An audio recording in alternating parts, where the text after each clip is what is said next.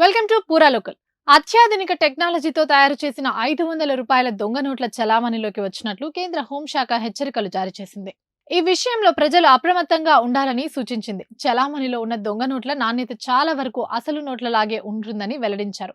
ఇప్పుడు వీటిని గుర్తించడం కూడా చాలా క్లిష్టంగా మారిందంటున్నారు. అయితే ఈ నోట్లలో ఒక చిన్న స్పెల్లింగ్ మిస్టేక్ ఉందని, దీన్ని గుర్తించడంలో అదే కీలకమని పేర్కొంది. దొంగ నోట్లలో రిజర్వ్ బ్యాంక్ ఆఫ్ ఇండియా అనే పేరులో రిజర్వ్ అనే పదంలో ఈ బదులు ఏ అనే అక్షరం పడినట్లు వెల్లడించింది. ఈ చిన్న తప్పును గుర్తించాలంటే ఆ నోటును క్షుణ్ణంగా పరీక్షించాల్సి ఉంటుంది.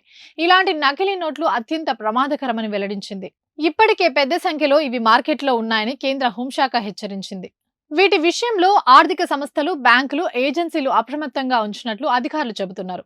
ఇవి ఇప్పటివరకు ఉన్న అప్డేట్స్. మరిన్ని అప్డేట్స్ కోసం చూస్తూనే ఉండండి పూరా లోకల్.